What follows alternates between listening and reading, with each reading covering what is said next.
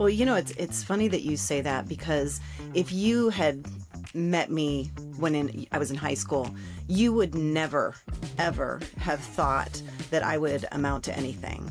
Because, at a very young age, being diagnosed with dyslexia, you shrink. You don't want to be seen. You want to be invisible. You don't want people to notice that you're different.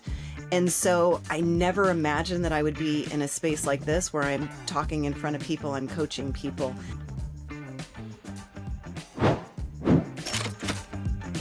Welcome back to Life at 10 where we inspire you to live at the pinnacle of your ability and purpose. We have an amazing guest with us today. I am so excited to have the awesome Pamela Cass in the house today, as well as Matt Benelli. Thank you, sir. Welcome. So we're going to have a great discussion. Pam is an amazing friend of mine. We have been friends for a long time now. I was trying to go back, Pam, before we were getting going here of like when we first met, and we don't need to go there. It's been a long time. And so we're going to talk about everything she has going on right now. She's an amazing book we're going to talk about. But first, let me introduce you to Pam, and then we'll bring her on here to speak. Pam, I started to get your resume together before this, and then I finally had to reach out to Pam, everybody, and be like, where do you want me to go with all this stuff? Like, what do you want me to talk about? She's a past VP for the Group Inc. Real Estate. She's a current realtor. She used to be the president of the Fort Collins Board of Realtors back in 2018. She has a podcast called Reignite Resilience. She is an executive coach. She's a real estate coach. She is an author of a book now. Pam Cass, welcome to our world. Welcome to our group here, and good morning. I feel it's like, the reigniting of a band. Like we used to be a band, and now the band's back together, and we're going to create some amazing music today. And so I'm so excited to be here. I miss your faces, and so this is fun. Thank you for having me. Well, we miss you too, Pam. I'm excited for you to be with us and to share all the things that are going on with your book and everything else that you're seeing out there. And not only that, I want everybody to like grab a pen and paper if you're not driving or exercising. Otherwise, just kind of use your mental note-taking abilities here, because you are going to get a ton of nuggets from Pam today, and it's just going to be so awesome. So, Pam, thanks for joining us. Well, to kind of build a little bit off our background, when I first met you, because again, you have so much knowledge, so much experience behind the scenes that makes you who you are. As I was getting ready for the podcast last night, Sarah and I were driving to dinner, and I'm like, we have Pam on tomorrow. And she's like, if I ever get mistaken for Pam in my life, if everybody goes, you're Pam, she goes, it's going to be the biggest compliment ever on so many levels. You have an extensive background in working with people, in running and being a leader to people. Like that space that you have found yourself in and where you've positioned yourself in this world, where did that come from for you? What made you seek out this place? Because again, I always find you going to that level. Everywhere you go, you walk in, you grab the reins, and you run with it. And it's a real gift. It's been fun to watch over the years. Yeah. Well, it's funny that you say that, because if you had met me when I was in high school, you would never, ever have thought that I would amount to anything. Because, at a very young age, being diagnosed with dyslexia, you shrink. You don't want to be seen. You want to be invisible. You don't want people to notice that you're different. And so I never imagined that I would be in a space like this where I'm talking in front of people, I'm coaching people. And I think the moment that my life changed was when my dad, when I was in junior high, and you remember junior high, braces, bad hair. It was the 80s. Oh no, Pam! I saved braces till I was 40, so I did okay, that. Well, I was like that kid with the braces, the bad hair, the terrible clothes, all the things. And my dad, when I want to say I was probably 13 or 14, signed me up for a Dale Carnegie class. And for those of you who don't know, Dale Carnegie does these speaker classes. And so it was once a week in the evening, and I would show up, braces and all my glory, in a room full of executives that literally just got done with their day jobs in their suits. And here I am. And every week you had to get up in front of that group and speak.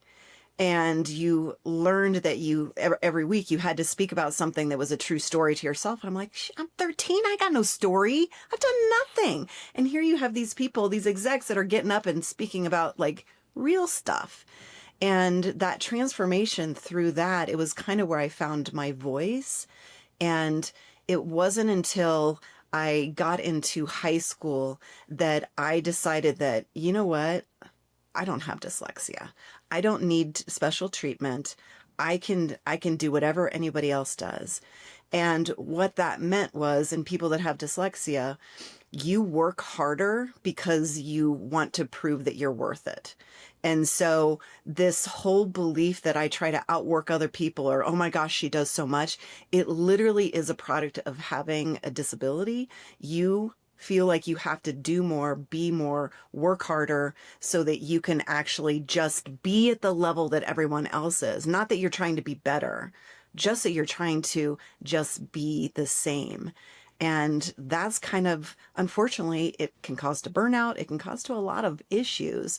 And it's just now me discovering this about myself. And so it sounds like I do a lot. It's interesting. So I have lived my life with dyslexia. I mean, it's this thing that you understand when you have it, you're just like, this is what we got. Like, this is what we're working with. And I totally hear you, because I remember back when I was in elementary school, going in junior high, where we would be like, all right, everybody up against the wall, we're all going to spell words, out loud in front of the room. And there's two things that happen when you are diagnosed as dyslexic. Yeah. You either fail in front of your friends and they all go like, how did you just try to spell that word? Like, what are you thinking? Or what I found in our school was they would say, Garrett doesn't have to do this exercise. Garrett, you can sit down because you're dyslexic. And then you just shrink into the corner even more as your friends, as you walk out of classrooms, go, so why didn't you have to do that horrible thing that we all had to do? Like, what got you out of that? What makes you so special? Yeah. It's an interesting thing going through those younger years, dealing with that. And I really appreciate what you said, is it forces you to figure it out and rise to the top, or shrink into the corner. You're going to go one way or the other. Absolutely. And what I have been embracing now is the unique gifts that we have, because sometimes we want to try to fix them, we want to fit in. But if we could, that's the name of the book, is called The Quiet Gift. Dyslexia is a quiet gift. And if you can lean into people with dyslexia, yes, we can work harder, but we're also very innovative. We're incredibly creative.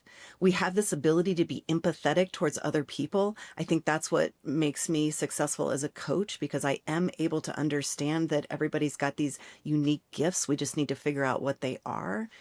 And so once you can figure out what your uniqueness is and lean into it and celebrate it, it just completely changes your life. And the other thing I learned about being dyslexic is we're really resilient. And we're resilient because we've had to be, because we've had to do things differently than other people. Preparing for a test, I would do flashcards. I would have to read it. I'd have to listen to it. I would prepare hours and hours and hours and hours. My brother and sister, they could study the night before and ace it. Yep. And I'm studying for weeks. And so, yeah. And so understand what those gifts are. What I find fascinating about this, Pam, first of all, like, how cool, like, as a preteen, getting into a Dale Carnegie class, right, and learning that skill set, and then using this gift that you had that everybody else would look at as a disability to learn other things. Because I think it's not just the working harder, and the building resilience. From what I hear of just this kind of short version of the story, is that also helped you learn how to manage your time. That also helped you learn discipline. It helped you learn how to be, to persevere, to build courage. Like, all of these attributes that build great leaders, that build great people, you learned at a young age because you were required to learn those things. Whereas, like Garrett, your story of like being up against the wall, like, it's, you were damned if you did, you damned if you didn't. It's like, well, either we're going to highlight that Garrett can't spell, or we're going to just kind of tell him that he's not good enough. He's special. Like, he's different than all of us. You both are terrible. Right? You don't want to be different. You just want to blend in. You're like, don't point me out. But I think what's interesting, Pam, is like these types of things that some of us look at and they go, oh, it's too bad they're dyslexic, or it's too bad they deal with this, or it's too bad. And you look at like what you said about coaching is you have a different amount of understanding of the gifts that we all bring to the table. And I've always looked at coaching that way.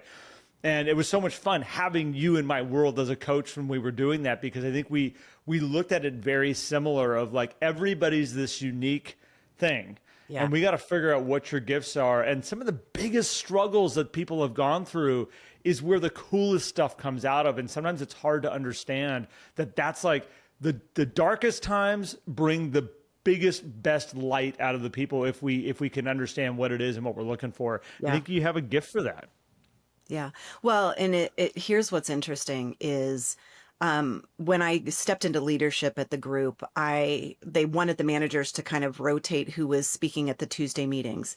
And I was doing a presentation on the brain and how powerful the brain is. And it was at that moment I was like, okay, well, I think I'm going to share my dyslexia story, because I don't have dyslexia anymore because I cured myself of it. And I literally believed that. Mm-hmm. And the morning of the presentation, I was like, can you cure yourself of dyslexia? I should maybe look that up. And this was pre-ChatGPT, so I couldn't even ask the chat.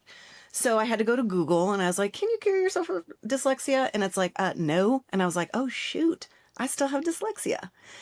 I didn't want it to be part of my life. I tried to hide it. And so therefore no one ever knew about it. And so it was in that moment in front of 100 people in that room, having the vulnerability to share that I have dyslexia. It was in that moment, it made me a human to everybody that was sitting in that room, because you get this label of, oh, she's so stoic. She does all these things. She's this power person. Oh no, she's a real person. And 780 million people have dyslexia, and over 80 million people have dyslexia and don't even know they have dyslexia. And this one is crazy. 50% of people that have been diagnosed with ADHD have dyslexia, but have never been diagnosed with having dyslexia.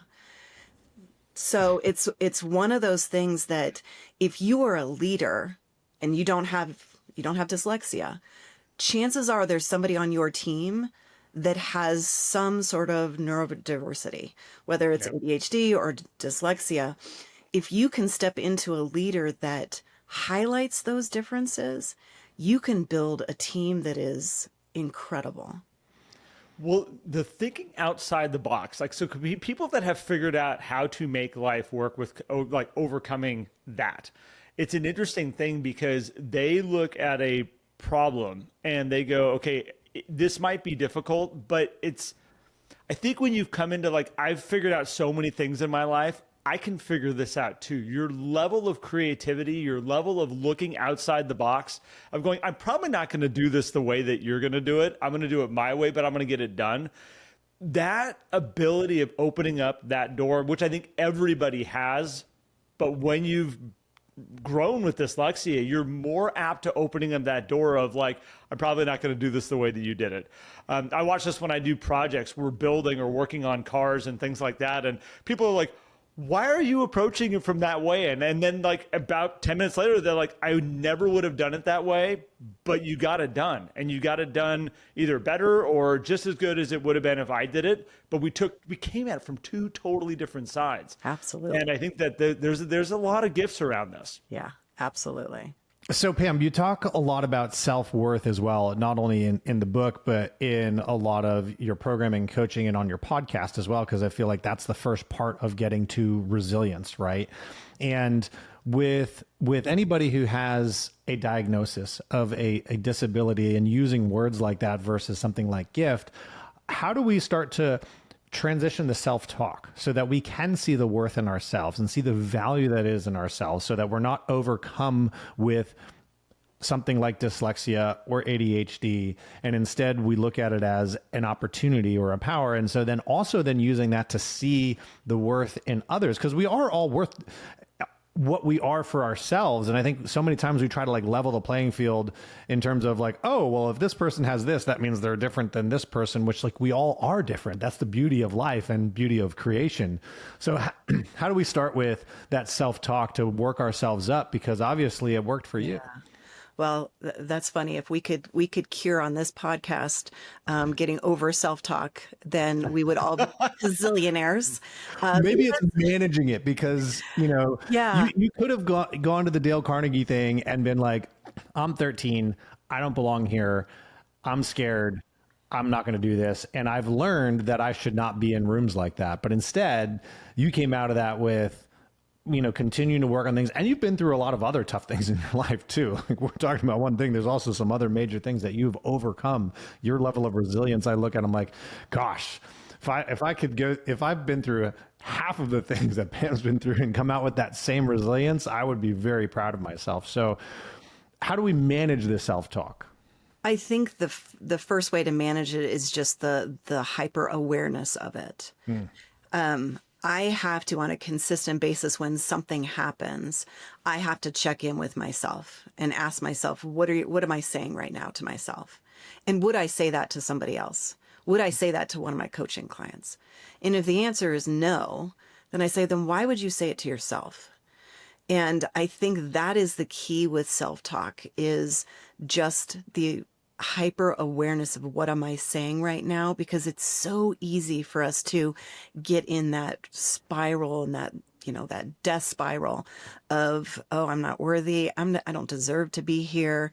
And I felt a lot of that when I stepped into that VP role at the group. It's like, I haven't been here as long as some of these other people. I don't deserve this? And what that meant was I felt like I needed to work 7 days a week, and I wasn't aware of my self-talk. And it took me hitting a wall of burnout. And unfortunately, some feelings on the leadership team that, oh, she's trying to outwork us. And it's like, it had nothing to do with that. It literally was, this is my wiring. And I wish I had known, I wish I had discovered that, or was willing to step into that power a little bit more sooner. I'm just figuring this out. And I think writing the book is where kind of that revelation came, where I'm like, this is my story, and this is my purpose, to help other people overcome that negative self-talk that keeps us low self-worth. I'm not even going to try this because I'm definitely going to fail, but really finding that unique genius that lives in every single one of us.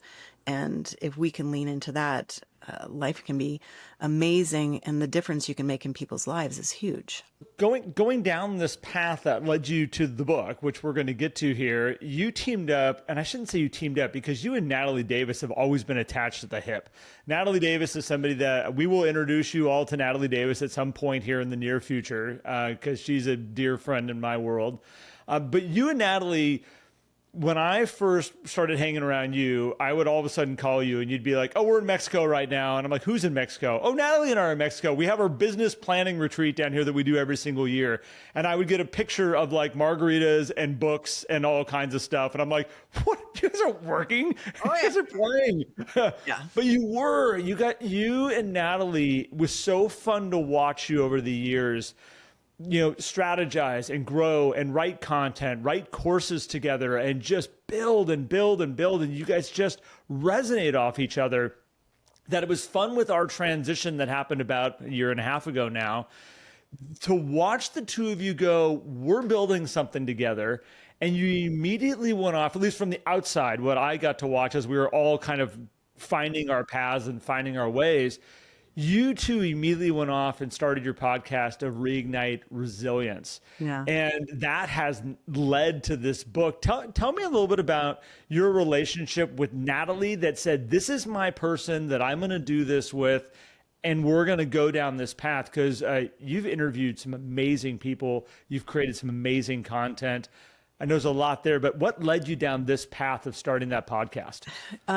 So first, the relationship with Natalie. When you are dyslexic, you end up knowing what your skill sets are, your gifts are, but you're also hyper aware of what you're not good at. And rather than me trying to become good at some of those things that I'm just not wired to, finding that person in your world that complements that is key. And that's exactly what Natalie does. And so for the podcast, I was at a conference in Vegas and ran into somebody and that was a friend, and she shared an incredible story of resilience, and she went through something on her own. And I literally was done with that conversation and called Natalie and I said, what do you think about doing a podcast on something about resilience? Because there are people that don't have that support system out there to get themselves through these hard times, and let's create a community. And she's that person that's like, okay. So it's like, I'll come up with the idea and then she figures out how to do all the shit because I don't want to do the stuff. I want, that's not how I'm wired. But let me tell you, I'll come up with ideas. And so that's where the podcast kind of birthed that. And we actually recorded our first podcast 2 years ago in July, down in Mexico. And so I called her, I think it was end of January, and we were recording our first episode in July or May. I think maybe it was May. You guys haven't messed around. There's like 280, almost 290 episodes out right now. Like you guys have put a lot of content out there. Yeah. And we've got, I think there's 204 people that are requesting to be on our podcast. And so we're kind of filtering through. And I mean, we've interviewed people all over the world and some incredible people. And then sometimes our favorite podcasts are where, oh, we don't have a guest this week and it's just the two of us. And we just freeball. And we're just like, oh, we should probably start recording. And sometimes those are our favorite ones because we just kind of dig into life and what we've got going on right now. We awesome. resonate with that. Matt and I understand those moments. Yeah. So much fun. So much fun. Sounds similar to how we operate. I like that. Yeah. So Pam, you brought up failure a moment ago, and kind of it was part of one of the things you were just kind of describing. And I look at resilience as, a lot of people would look at that as overcoming, failure, or overcoming trials, right? And so how important is the role of embracing failure and looking at it as, hey, this doesn't mean it's the end. It could be a new beginning, or it's learning while I'm still growing. And how do we draw that line from, okay, I don't want to have this self-talk that's going on, because if I were to be friends with somebody who talks to me like I talk to myself, I would definitely not be friends with that person.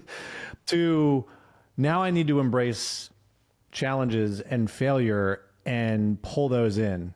How do we start to make that transition? Because I feel like that's the true pathway to resilience, is being able to not just overcome failure and say, failure doesn't mean anything, but to say, hey, I embrace it. It's okay. Yeah. Well, it's funny because if you are alive, you have or will go through some sort of adversity in your life. It's part of life. But you always wonder, you see these people that go through adversity and it's like they seem like they snap back in like seconds, where some people just get stuck in it. And resilience is not about just trudging through, powering through what happens. It's about allowing yourself the space to be in that adversity, feel that failure, whatever that is. Really allow yourself to process, but don't stay there long.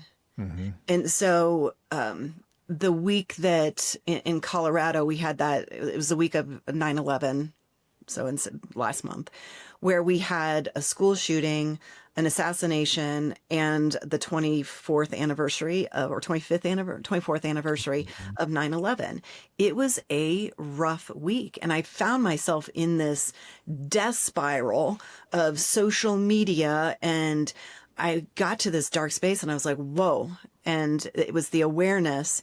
And I was like, energy is like water. Where you pour it, things will grow. And so I was pouring my energy into this negative space, and it was just growing. And so I had to remove all social media and say, what is the good that has come out of the things that have happened this week, the failures that have happened this week, and how can I focus on that? Because every single thing that we go through in our life happens for a reason. It was supposed to happen, even if we don't feel it was fair and right. It was supposed to happen because there's something on the other side of it. And what I've learned with the podcast is we have had people on our podcast that have gone through just unimaginable things that I could never even imagine getting through. Every one of them has taken it and done something with it to make the world better. And I so love it. that is the goal with resilience is what has happened, or the failure, what has happened, what have I learned, and who needs to hear what I just went through so that they can get through it as well. Yeah. Pam- I love that frame just for a second, Garrett, because Yeah, like yeah. a lot of times we'll look at things that happen and say that's not supposed to happen. And I never thought about it this way, but it almost then invalidates what we can use that experience for to grow or to serve others, where we're not trying to make something bad good necessarily. It's like, okay, that happened and that's terrible and it's awful and we wish it didn't happen. But now what can we learn and grow from versus saying that wasn't supposed to happen, erase it from memory, and now we can't learn. I never even thought of it that way. So I love that perspective on how that truly connects into resilience, Pam. Well, and why I wanted to circle around to that is, and I'm happy you brought up this, the beginning of September here, early part of September, and what we just kind of all got to experience all at the same time. And what's really interesting about it is when I look at this last week, so we had our group coaching in our community, we had brought all of our people together, and I got a hold of Matt, and I'm like, the energy is oddly off. Like it's oddly off on a grand scale right now. And I'm like, what am I missing? What is going on? And my coaching clients are saying something's off. Like I'm seeing different things out here right now. And Matt, you brought up to me, you're like, the amount of energy that just happened out of the last couple of weeks, like everybody is in kind of recovery mode almost. They're like they're retreating back into their caves going like, okay, like I need to ground myself. I need to figure out what's going on. And I think that with what you're sharing and where I'm this book and what you bring to the background here is like understanding, like you're processing, you're growing through this. We all have a different perspective of the world out of this last couple of weeks than we did a month before.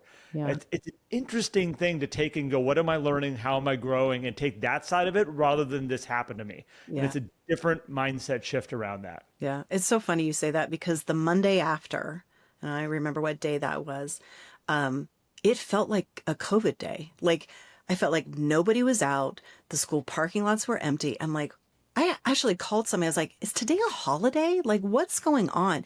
It felt. And so we are all energetic creatures and energy pours from us.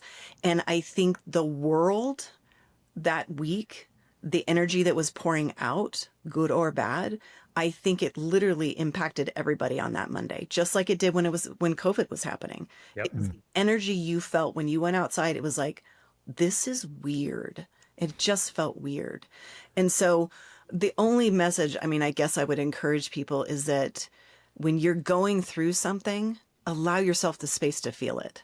Feel angry, sad, whatever you want to feel. Don't try to just power through like, oh, I got to power through. I can't show emotion. That's BS because what you're doing is you're just cramming it down and then that's going to show up later.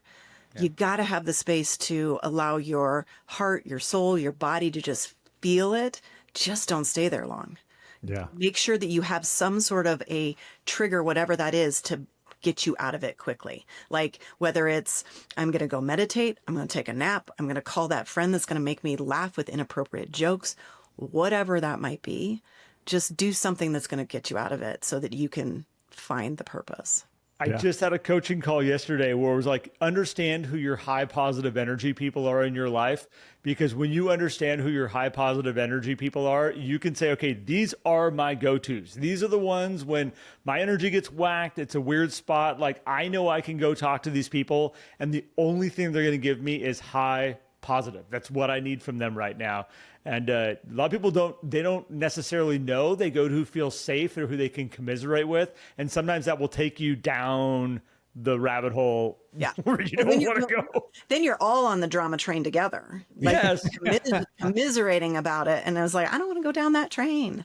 No. And some people look for that. They're like, hey, I want, misery loves company. Let's bring some more people in on this and let's all just kind of go into that. And I think there's also an interesting kind of opportunity that comes with situations where there's a lot of lower negative energy, because if we can be the being to transfer our energy out quickly or efficiently, or be able to manage it in a way where we can then look for the opportunities to either serve others or serve our business. And I look at that as like resilience, as well as, the platform and the foundation that can give you to then attract opportunity into your world. So like for Pam, for you and everything you've done, you've had this great career, and also the people you've interviewed as well on the podcast. Like, what have you seen as how people get from resilience to then their self-defined excellence by grabbing these opportunities? Because I think there's resilience is an important place to make sure that our vision is open for opportunities, right? Because when we are in these kind of scarcity mindsets, our vision just narrows and we don't see the opportunities. But resilience, I feel like, is that gateway to abundance. So how do we see those opportunities? How should we approach those? Even if we're not feeling like it, we got that energy. Okay. We do need to let that energy come out, but we also don't want to miss those opportunities. How do we manage that together? Are there certain actions, routines, or things that we need to look out for? I would say I wish there was like one way, like you do this, this is going to happen. X happens plus Y equals Z. And I would say it's probably different for every single person. I am very much a journaler. I'm very much, I listen to books, and usually I'm just very aware of what am I seeing? What are patterns that I'm seeing that this could be an opportunity? And so, but I wouldn't say it's going to be the same for every single person, but I'm a big proponent in journaling and just allowing yourself to kind of brain dump and see, what is the message here? Yeah. What is it that I need to take from this? And could somebody else benefit from hearing what I've gone through? Well, so I think from a concept, right, it's going to be different actions for everybody, also based on, are they auditory, kinesthetic, visual? Yeah. But it's starting with that awareness, right? Because I think awareness is, and everybody comes to awareness in different ways. Yeah. And then having a mechanism, whether it is journaling, meditation. For me, it would be going for a run. The other day, I was like, man, I am in a weird headspace. I need to go out and exercise. I'm Garrett called me out the other day. He's like, you're kinesthetic, aren't you? And I'm like, no, I'm visual. That one test I took said I'm visual. He's like, dude, you go exercise every time you're upset. And I was like, oh yeah, I guess that's a good point. But so use it. So it's awareness, then a mechanism. And then I love what you just said. You said, ask yourself who can learn from this, because it then takes that, I never even thought of this, but asking that question takes the pressure off of yourself and moves it out. So you're not thinking about yourself, you're thinking about other people, which we always say in real estate, don't think about yourself in these transactions, think about these other people. And what a great way to then find opportunity. Yeah, absolutely. Absolutely. So Pam, I'm really excited that you brought up journaling, because this is a perfect segue into what you have just created here. Yeah. You and Natalie got together and said, let's write a book. And I love, as you were sharing with me your journey of writing a book, because Matt, I have a book inside me. Matt's got a book inside of him. We have a book that we are like, we got to write a book together at some point, get all of our thoughts out. Yeah. What's really cool with this is you went down a path of writing a book, and then you're like, scrap it all. We're coming at this from a different angle. So I want to know up front, what was this process that you said we need to write a book together?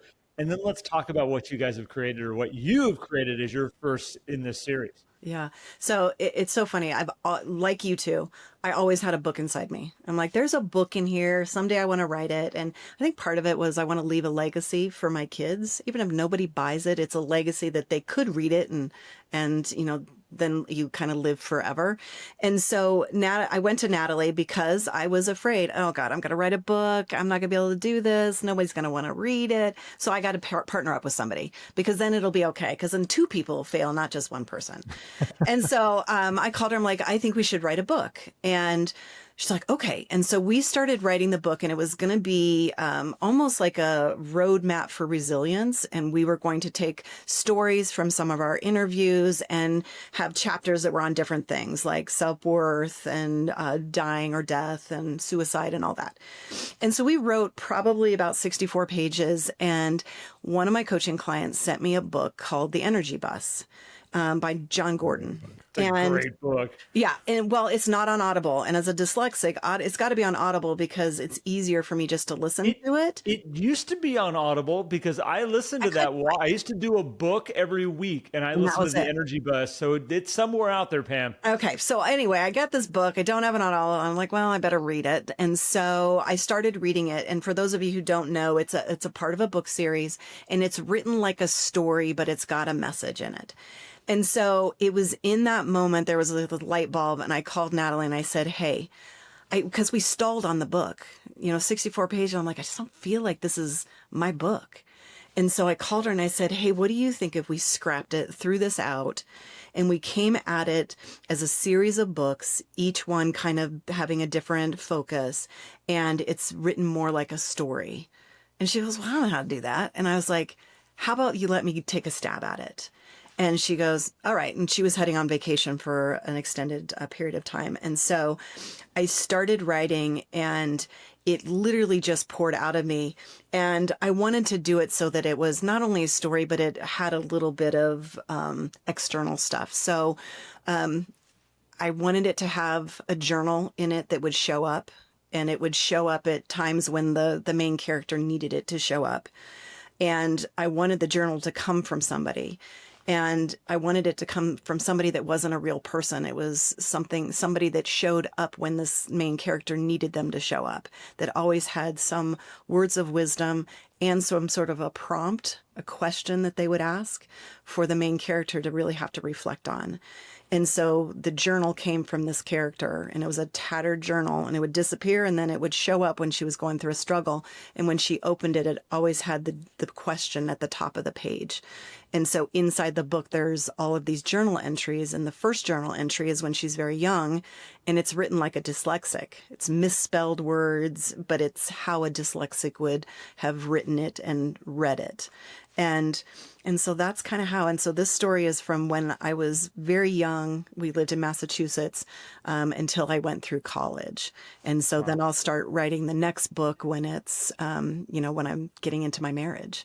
And that was a whole nother resilience piece of my life as well. And so this one's very much self-worth. I love how you're breaking this out into some chunks, because life is an amazing journey. And if I look back at all the stages of my life, from what I went through when I was in school, I got kicked out of 2 schools. A lot of people don't realize that, but when I say kicked out, I was asked to leave out of one of them. I could have stayed, but they're like, we would really like it if you went somewhere else. But there's reasons that I turned into that person that caused those things to happen that actually make me who I am today. Mm-hmm. That I think that if you can unpack these stages of your life, that go, okay, what that was an incredibly hard time in my life. At the same point, it's like, oh my gosh, the gifts that came out of those times are amazing. So I love that you're breaking it down this way, because and this is why I'm excited about the series as you go through this, because you've had some real stuff. Like, your life, I know you've shared it with myself, you've shared it with Sarah. Like, you have not just been like, I'm just coasting through this life and things are working out and gifts just keep getting given to me everywhere. Like, you've learned a lot along your journey. And so I think you are like the most appropriate person to be like, no, let's unpack this for everybody and let's look at it from a different angle. So I love your approach to this. Yeah, it's very vulnerable. And, as I was kind of reaching out to people to be on the launch team to read it, I don't know, I think I sent it to like 80 people, and I was like, oh crap, what if they hate it? Like, that came to my mind. I was like, oh God, like, what have I done? Well, Pam, what were you thinking? You're dyslexic. You can't write books. Exactly. What were you even thinking to begin with? Exactly. That was my thought. I was like, who am I to be writing a flippin' book as a dyslexic person? And then I said, who am I not to write a book as a dyslexic person? Because 780 million people have dyslexia. And somebody needs to know that they also hid in the closet hoping somebody would come find them because they felt like they were invisible. Yeah. And so people need to hear that message that you are seen. Mm-hmm. And you have beautiful gifts inside you if you just allow yourself to shout from the top of the rooftops that you have them. Yeah. Oh man. So true. A lot of times we say like, why me? And it's like, why not you? Right. Or why not me? What I'm curious, Pam, and going and writing this, because it sounds like it all happened for a reason, right? Like going back to like everything happens for a reason. There's a reason why you stalled in writing. There's a reason why you got handed this book in a paperback form versus audio. Yep. And then you just had this book flow from you. What are one or two things that you learned about yourself in reflecting back and writing this fable based on your own experience that you saw as like, hey, this is a great attribute that I have now realized again, could have been a realization that you're using now as you move forward in your coaching and all the other stuff that you do? I think what I realized in writing this was I had chosen to forget a lot of my childhood because I never felt like I was worth anything, and I didn't want people to know. So I was kind of walking around this life with this imposter syndrome, like, God, I hope nobody figures out that I don't know what the heck I'm doing, and that I'm not worth being here. And writing that book and putting it on paper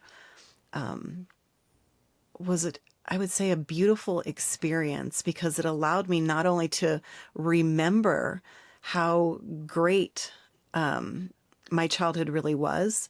I mean, my parents were incredibly supportive people. I did not have abusive parents, and I didn't have really friends growing up, but I had incredible experiences, and every one of those led to where and who I am today. So yeah, it was a very vulnerable, beautiful experience. And I wrote it in 4 weeks, because I would think of something and be like, oh, I forgot about that. And then it was like this walk down memory park. And, sometimes we want to forget the hard stuff that happened when we are young. And it's amazing how easy it is to remember the good things that happened, but it's easy to remember the bad things that happened. It's hard to remember all the good things that happened. And once I started writing, I was like, oh gosh, I remember that. And Well, oh, go ahead. and this goes back to your saying, like, there's parts of our childhood that we choose to forget. There's parts that we block out, and it is some of the negative stuff that we hang on to. And I think that's why we go, I'm just going to put that in the past. We're not going to go back there again. And for you to share, like, I had supportive parents. I mean, okay, so I this has been bothering me since we started this.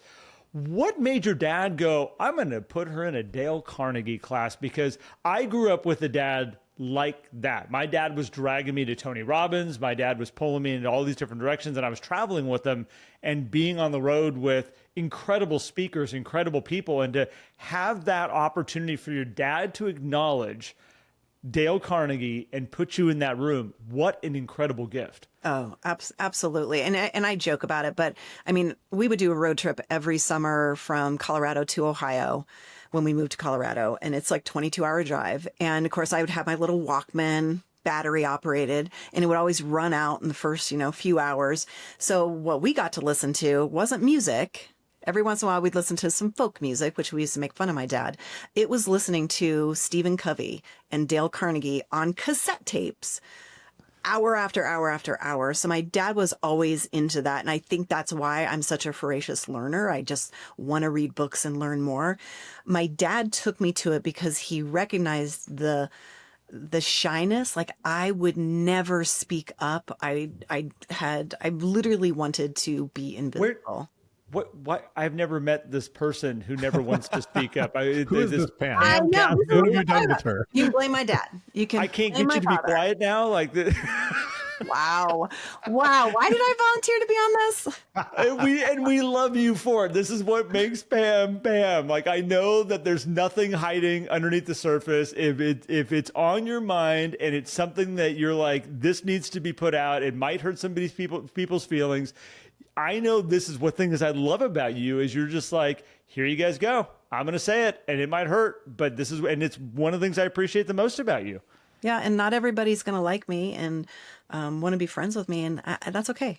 The right people will be in my world, and those people can be in somebody else's world, not mine. Well, So what I love about that too, that transition from quietness, shyness to boldness and inspiration and motivation, which is what I think almost everybody, unless they don't like you for some reason, which I don't know why they wouldn't, that's what they receive from you. And I think it highlights that anybody who's listening, if you feel that you're stuck in the way that you are, and this isn't just a childhood to adulthood thing either, we can transform who we are based on how we think, how we talk about ourselves, how we believe about ourselves, and what we're willing to do in terms of doing the work to achieve it as well. Because, you know, Pam, you've done a lot of work, a lot of hard work.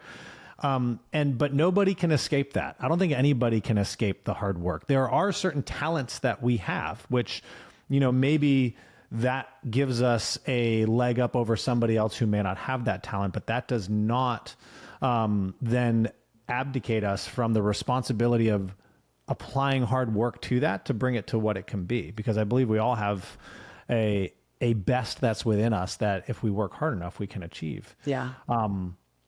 So with that being said, you know, bringing this into the real estate realm for a moment, since you also guide real estate agents with leadership and everything that you've been in, what are some of the, I guess it would be the characteristics that you work with people and encourage people to work on and develop in order to not only be successful in their business, but also for that to be able to harmonize with their lifestyle so that they're not just seeing, hey, I have a successful business, but my life sucks, versus, hey, it's all working together. Like what are some of the things pieces of advice you'd have around that for people?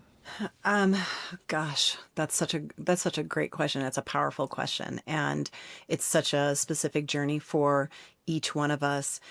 I think recognizing that you are unique and that you don't have to do what other agents do to be successful. And if you can tap into what you're really good at, then life will be so much easier, because instead of filling your days with a bunch of stuff that you think you need to do, you're filling your days with the things that are your uniqueness, that make you who you are as an agent. And when you do that, you can take all that other crap off your plate, and you can now have that time for whatever else is important to you, your health, your relationships, your connections, having fun. I do check-ins with my clients a lot and say, how, on a scale of 1 to 10, how much fun are you having in your life? On a scale of 1 to 10, how are your relationships, not just with your clients, but also with your family? On a scale of 1 to 10, how are you spiritually? And this doesn't have to be religious. It could be in tune with some higher power, with yoga, with clear mindset, with those still times. So doing those check-ins all the time and being aware of that, because if you are crushing it in one space, you are probably not putting any attention into another area of your life, and that's a problem. But it's, if you can lean into whatever your uniqueness is, what your magic is, then it's going to open up so much space in your life for taking care of all those other important areas of your life. So Pam, I love that you said this uniqueness. And I think what's interesting, and you probably see this with coaching as well as I do, is a lot of times when I find somebody where I see a talent or I see a uniqueness about them, a very easy response for them is like, yeah, but everybody can do that, or everybody has that talent. And it's interesting, the talents that we have, they're the most innate to us, that make us special in who we are. We sometimes think that that's like, oh, that's something everybody has. And I got to find something that's special and outside the box that nobody else has. And a lot of times those things that come so naturally and so easy to us are our gifts. They are the things you need to say, like, I need to lean into that more. So I love, as you said, find that uniqueness, find that piece that makes you special in who you are, because I think people just go, yeah, but that's ordinary. Yeah. But no, it's you. Yeah. That's what's special. Yeah. And do you get that question? Oh, what are other people doing? Who cares what other people are doing? It doesn't matter. What are you going to do that's special to you, that is going to highlight your uniqueness and your authenticity? And that's ultimately what everything comes down to, is just being your authentic self and shouting it from the mountaintops that that's special, and that's enough. Yeah. Yeah. So Great point, Pam, Pam. Gosh, you this is got a so good. I mean, I have more, and I know we have a time constraint here. yeah. Which is a great kind of reason for people to run to Amazon and get this book, which is amazing. It's called the Quiet Gift. Yeah. Look for it by Pamela Cass and Natalie Davis. That's the book that you want to grab. Here, hold it. You have a copy of it? Hold it up so people can see it. Copy of it. What My it looks copy's like. gonna be there here it is. tomorrow. The Quiet Gift. Yeah. I love it. And so I'm working on a journal. So we'll have an actual journal that will have daily prompts for people. And so just working on, 365 prompts is kind of a lot. So I'm just trying to allow them to come to me. And so we will be hopefully launching that next year as well. Oh, that's cool. And if people want to follow along with you, Pam, and learn more about you, what's the best place for them to go? Where can they find you? You can go to my website, pamelacast.com. That actually has a link to the book to purchase. It talks about coaching. You can actually book a call with me, talks about some of the keynotes that I do. I also speak an NAR instructor, so I do classes for NAR. So yeah, that's the best way. And check out our podcast, Reignite Resilience. And and if you have a special story that you would love to share, reach out to me at pamelacast.com, and we'll see if you're a match to get you on our podcast. Then if you guys ever want to check out an amazing episode, I got to be interviewed by Pam and Natalie. It was a little while back, but it was incredible. Yeah. I mean, check it out. Yeah, probably need to get Garrett on there too now. I love it. Yeah. I love it. Well, Pam, thanks so much for joining us. We so appreciate it. This is amazing. And all of you who are listening, I'm sure you have pages of notes, and we really appreciate you guys tuning in. Go check out Pam's book. Can I, before you wrap it up, I heard something this week, and it was so powerful to me, I wrote it down. When you're done, would you mind if we end on, I'd love to read what I heard this week, because I just thought it was such a powerful message, and I would love to end on that if it's Please, possible. That would be amazing. So I'll just say, guys, if you want to learn more about us, go to 10tenths.co. We're in the middle of business planning. You can join us. All the information is there. Would love to have you guys. And Pam, close us out, please. All right, let's close this out. Bottle of water is $1 at the store, $2 at the gym, $4 at the airport, and $7 on a plane. It is all the same water, but a different value attached to it. Why is that? It's because this example was never about the water. It's always been about the environment the water is in. When you feel like people aren't seeing your value, it's not because you're worthless. It's because you are in the wrong spot. Maybe you are not around the right crowd, or stuck in a place that isn't built to recognize what you bring. So next time you feel underestimated, don't doubt your worth. Just ask yourself, where am I standing? Because if a bottle of water can change its value just by changing its location, imagine what you will be worth when you put yourself in the right place. Stop settling and start looking for where your value matches your ambition. And don't waste time trying to convince people that don't have the vision to see it, because sometimes you have to leave to level up. That's wow. great. What a great way to end this episode. Thank you both for having me. It has been such an honor, and you guys have filled my cup today.